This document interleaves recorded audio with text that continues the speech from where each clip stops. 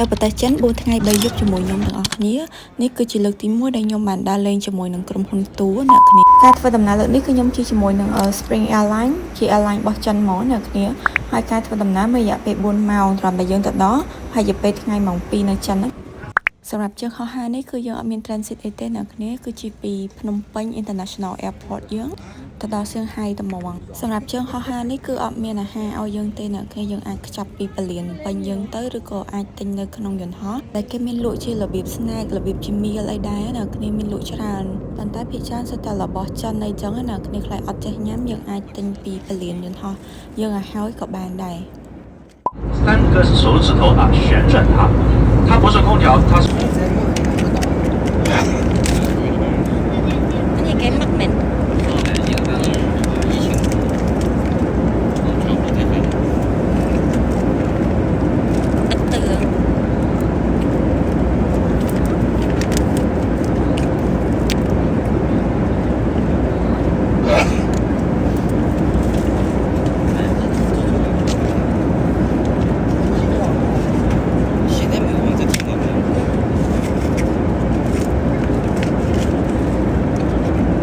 飞机上的通风口，它也是我们客舱里这样一个密闭增压的一个。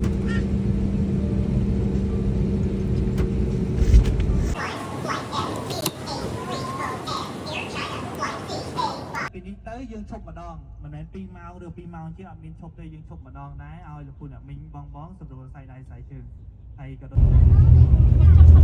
ចេញពីពលានសៀងហៃមកគឺយើងជិះឡាន direct ទៅហាងជើហ្មងការធ្វើដំណើរហ្នឹងមានរយៈពេល2ម៉ោងតាម highway អ្នកគ្នាហើយ highway គេហ្នឹងគឺដូចកំពង់សោមយើងបិទហ្មងនិយាយមែនហើយតាមផ្លូវខ្ញុំចោះទិញកាហ្វេអីតាមក្រាសាំងអីហ្នឹងហើយ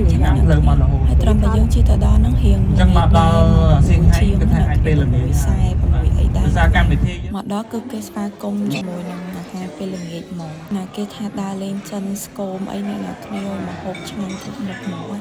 និយាយទៅមកហូបតុកកាហ្មងអ្នកខ្ញុំមានគ្រប់មុខហ្មងមានតាំងពីសាបរហូតដល់ដិតហាងដែលខ្ញុំមកហ្នឹងរៀងល្បីនៅក្នុងតំបន់ហ្នឹងដែរអ្នកគ្នាស្គាល់សិទ្ធិនៅលោកខាងនេះគេមានបន្ទាប់ពីញ៉ាំអាហារពេលល្ងាចហើយគឺពួកខ្ញុំទៅឈិងហៅហ្វាងកន្លែងនេះគឺគេលក់របៀប street food old town អីអញ្ចឹងអ្នកគ្នា vibe ចេញមកគឺបុរាណហើយគេមានលក់ម្ហូបច្រើនខ្លាំងមែនតើខ្ញុំអត់សូវបានថតទេពេលខ្ញុំទូរស័ព្ទមក味一下，马上好，味一下，马上好，味一下。